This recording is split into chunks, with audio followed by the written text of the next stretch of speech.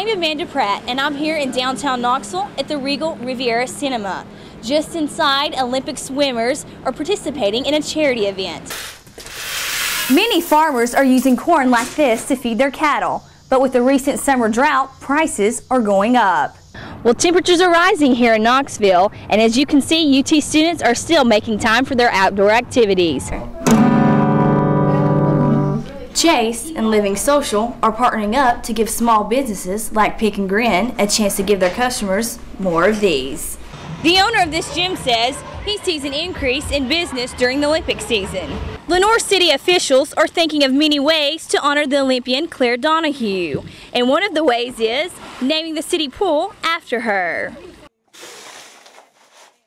Lafayette Williams, a local beef farmer and owner of Riverview Family Farms, uses corn to feed his cattle. Unfortunately for him, farmers all across the nation are experiencing a drought. The corn we bought about 6 weeks ago is the corn you're seeing here costs $7 a bushel. If I was to buy it tomorrow, it would cost from $8.25 to $8.50 a bushel. Because of the unusual rise in temperatures and lack of rainfall, the corn crop has suffered. Not only will this increase costs for farmers, but consumers will also see a jump in prices at their local grocery stores.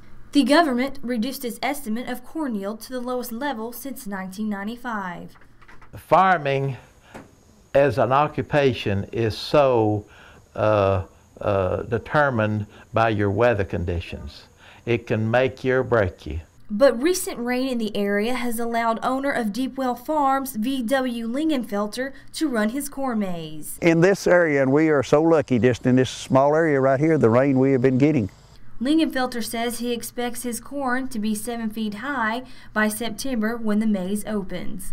But other farms in the area are not so lucky. As a result of our increased input cost, we'll have to go up on the beef. Of course, that'll happen, nationwide. Summer may soon be gone, but for farmers and their crops, they will continue to see this season's effects.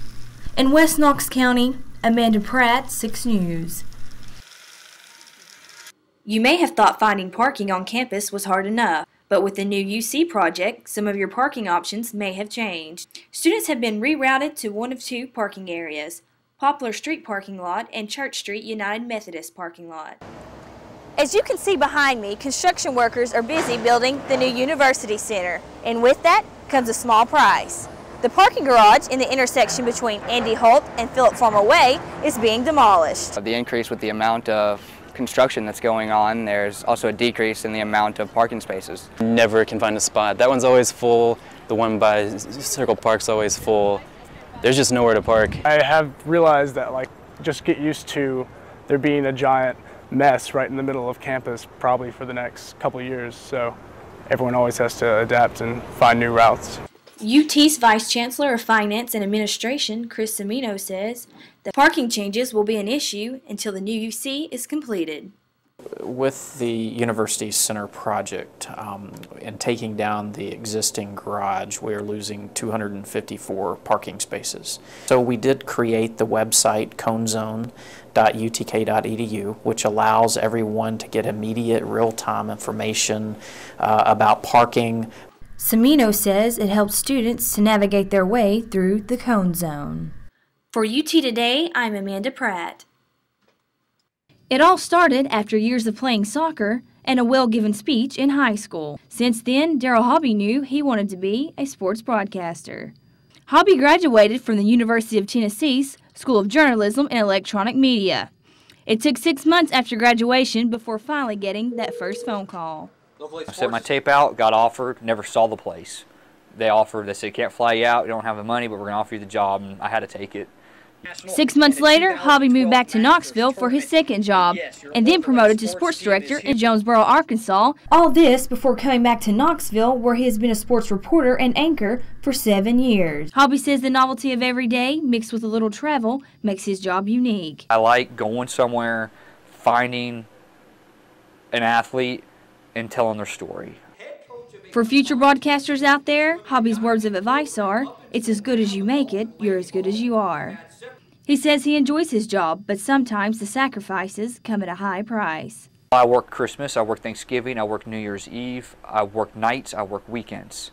I miss out on Memorial Day. So your friends are at the lake, you know, birthdays.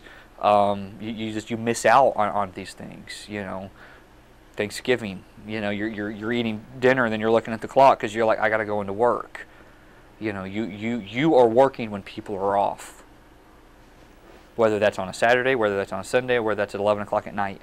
Even though he has won numerous Associated Press awards, including Sports Broadcaster of the Year, and has been nominated for an Emmy, Hobby keeps a broad outlook. I'm almost where I want to be. I want to be the one guy in Knoxville. Reporting for UT Today, I'm Amanda Pratt. We'll see you tonight at 11.